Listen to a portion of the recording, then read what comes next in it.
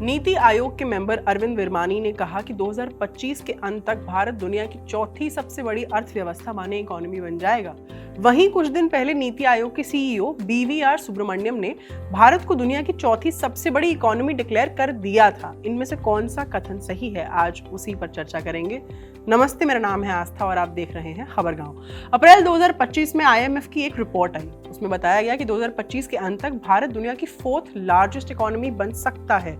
Estimated माने अनुमानित growth की बात रिपोर्ट में मेंशन थी। मामला क्या है, डिटेल में हम समझते हैं। 2025 में इंडिया एक बड़ा इकोनॉमिक माइलस्टोन अचीव करने वाला है, जब वो जापान को ओवरटेक करके दुनिया की चौथी लार्जेस्ट इकोनॉमी बन जाएगा।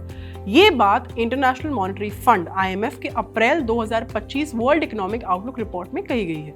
ये एक बड़ा मोमेंट है इंडिया के इकोनॉमिक जर्नी के लिए, जिसमें फास्ट ग्रोथ, यंग पॉपुलेशन और स्मार्ट रिफॉर्म्स का बड़ा रोल है। दूसरी तरफ जापान को एजिंग पॉपुलेशन और ग्लोबल ट्रेड इश्यूज की वजह से चैलेंजेस फेस करने पड़ रहे हैं। इस वीडियो में हम डिटेल में समझेंगे कि इंडिया कैसे जापान से आगे निकला, इसके पीछे क्या रीजंस हैं और इसका दोनों कंट्रीज और दुनिया के लिए क्या मतलब है। जीडीपी यानी ग्रॉस डोमेस्टिक प्रोडक्ट एक कंट्री की इकोनॉमी का साइज बताता है। ये सारी चीजों और सर्विसेज जैसे कार्स, कपड़े, बैंकिंग या हेल्थ केयर की टोटल वैल्यू होती है जो एक कंट्री एक टाइम में प्रोड्यूस करती है। सोचिए इसे एक कंट्री के इकोनॉमिक रिपोर्ट कार्ड की तरह। आईएमएफ का वर्ल्ड इकोनॉमिक आउटलुक रिपोर्ट, जो साल में 2 बार आता है, दुनिया के सारे कंट्रीज के जीडीपी का एस्टिमेट देता है। अप्रैल 2025 के रिपोर्ट के अकॉर्डिंग इंडिया का नॉमिनल जीडीपी, जो करंट मार्केट प्राइस पर बेस्ड है, 2025 में 4187.017 बिलियन डॉलर्स होगा, जो जापान के 4186.431 बिलियन डॉलर से थोड़ी सी ज्यादा है। ये छोटा सा डिफरेंस $1 बिलियन से भी कम इंडिया को जापान से आगे ले जाएगा और इंडिया दुनिया की चौथी लार्जेस्ट इकोनॉमी बन जाएगी। United states 30,507.22 billion US dollars, China 19,231.71 billion dollars और जर्मनी 4,744.8 बिलियन डॉलर्स के बाद भारत का नंबर आएगा। लेकिन एक जरूरी बात, आईएमएफ के प्रोजेक्शंस के आधार पर भारत 2025 के अंत तक या 2025 के आंकड़ों के आने के बाद ही चौथी सबसे बड़ी अर्थव्यवस्था बनेगा। अभी मई 2025 तक भारत जापान से थोड़ा पीछे है, इसीलिए भारत अभी दुनिया की चौथी सबसे बड़ी अर्थव्यवस्था बन चुका है कहना तकनीकी रूप से गलत या समय से पहले माना जाएगा। 2024 तक भारत 5वीं सबसे बड़ी अर्थव्यवस्था थी, जिसकी जीडीपी $3.9 ट्रिलियन थी, जबकि जापान की जीडीपी $4.1 ट्रिलियन थी। एक दशक में भारत 10वीं से चौथी स्थिति पर आ गया और उसकी जीडीपी $2.1 ट्रिलियन जो 2015 में थी, उससे 2 गुना होकर $4.3 ट्रिलियन 2025 पर पहुंच गई है। तेज ग्रोथ रेट। आईएमएफ के अनुसार भारत दुनिया की सबसे तेजी से बढ़ने वाली प्रमुख अर्थव्यवस्था है, जिसका रियल जीडीपी ग्रोथ 2025 में 6.2% और 2026 में 6.3% रहेगा। ये यूएस के 1.8%, चीन के 4%, जापान के 0.6% और जर्मनी के 0% से काफी ज्यादा है।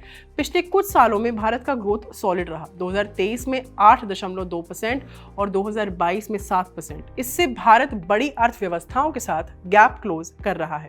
दूसरी बात, यंग पॉपुलेशन। भारत की जनसंख्या 1.4 बिलियन से ज्यादा है और ये दुनिया में सबसे बड़ी है।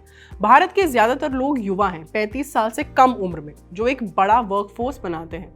ये डेमोग्राफिक डिविडेंड भारत को ग्रोथ में मदद करता है, क्योंकि युवा लोग काम करते हैं, खर्च करते हैं और नए आइडियाज लाते हैं।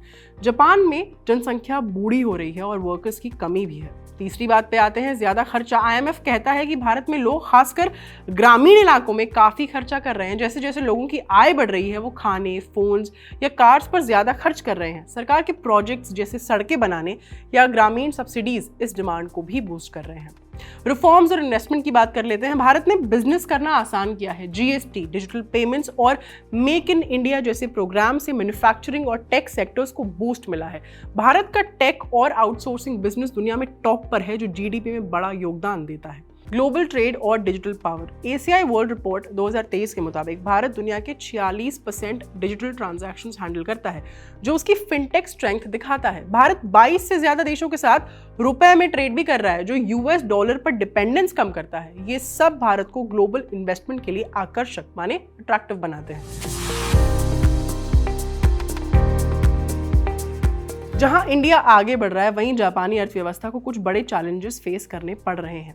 पहली चीज, धीमी ग्रोथ। आईएमएफ के अकॉर्डिंग जापान का रियल जीडीपी ग्रोथ 2025 और 2026 में सिर्फ 0.6% रहेगा, जो 2023 के 1.7% से काफी कम है। जापान एक्सपोर्ट्स जैसे कार्स और इलेक्ट्रॉनिक्स पर डिपेंड करता है, लेकिन ग्लोबल ट्रेड स्लोडाउन और यूएस के 27% इंपोर्ट टैरिफ्स ने जापान को हिट किया है। आईएमएफ ने जापान का 2025 का ग्रोथ फोरकास्ट 1.1% माने 1.1% से घटाकर 0.6% बताया। दूसरी बात, एजिंग पॉपुलेशन। जापान की पॉपुलेशन दुनिया की सबसे ओल्ड है और लो बर्थ रेट्स की वजह से वर्कफोर्स श्रिंक हो रहा है। ये इंडिया के यंग पॉपुलेशन के ऑपोजिट है और जापान के ग्रोथ रेट को स्लो करता है। वीक येन और डिफ्लेशन। जापान का येन वीक हो गया है, जिससे उसका जीडीपी डॉलर टर्म्स में छोटा लगता है। ये आबेनॉमिक्स जैसी पॉलिसीज का रिजल्ट है, जो ग्रोथ बढ़ाने के लिए थी लेकिन करेंसी को कमजोर किया। आबेनॉमिक्स क्या है? आबेनॉमिक्स का मतलब है वो इकोनॉमिक पॉलिसीज जो प्रधानमंत्री शिंजो आबे के नेतृत्व में जापानी सरकार द्वारा 2012 से लागू की गई थी।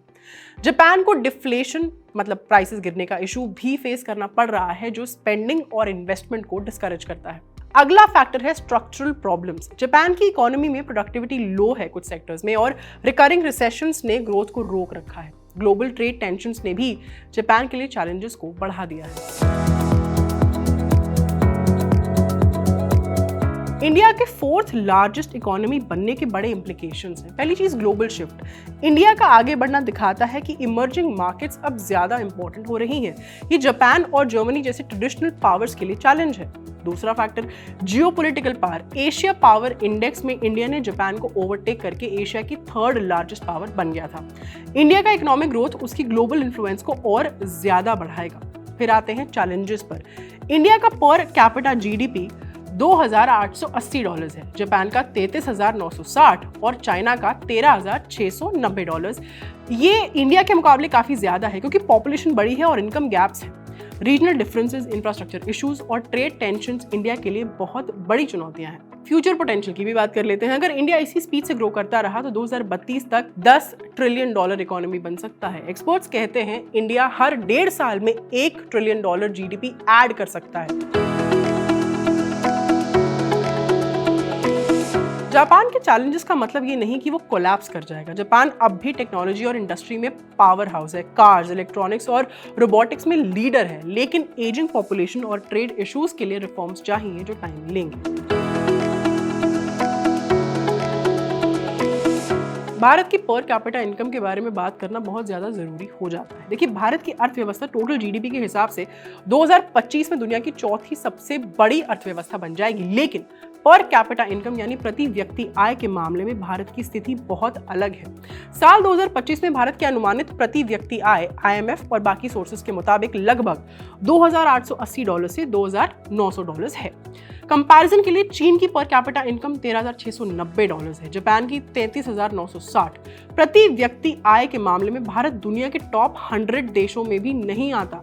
कई छोटे देश जिनकी कुल अर्थव्यवस्था भारत से बहुत छोटी है, उनकी प्रति व्यक्ति आय भारत से कई गुना ज्यादा है। क्यों है इतना फर्क? आइए इसे भी समझ लेते हैं। पहला, भारत की आबादी 1.4 अरब से ज्यादा है, जिससे कुल जीडीपी का लाभ प्रति व्यक्ति बहुत कम बढ़ता है। दूसरा, लगभग 90% भारतीय वर्कफोर्स इनफॉर्मल सेक्टर में है, जहां सैलरीज कम और अनसेफ है। तीसरा, हमारे यहाँ महिला वर्कफोर्स की भागीदारी लगभग 26% है, जबकि वैश्विक औसत माने ग्लोबल एवरेज 47% है। इसके साथ ही देश के अलग अलग हिस्सों में इनकम और विकास दर में भारी अंतर है। ग्रोथ के बावजूद चुनौतियां हैं जिन्हें नकारा नहीं जा सकता। 2014 में भारत की प्रति व्यक्ति आय करीब $1,400 थी, जो अब लगभग दोगुनी हो चुकी है। फिर भी आम नागरिक की जेब में इसका असर लिमिटेड है। इकोनॉमिक इनइक्वालिटी माने आर्थिक असमानता, शिक्षा, स्वास्थ्य और बुनियादी सुविधाओं की कमी के कारण अधिकांश भारतीयों की क्वालिटी ऑफ लाइफ में एक्सपेक्टेड इंप्रूवमेंट नहीं दिखा है। तो इकोनॉमिक ग्रोथ के साथ साथ पर कैपिटा इनकम को बढ़ाना भी बेहद जरूरी है, ताकि लास्ट माइल कनेक्टिविटी असलियत बन पाए। आज की वीडियो यहीं तक। मेरा नाम है आस्था, कैमरा के पीछे हमारी साथी निवेदिता। बने रहिए खबरगांव के साथ। बहुत बहुत शुक्रिया।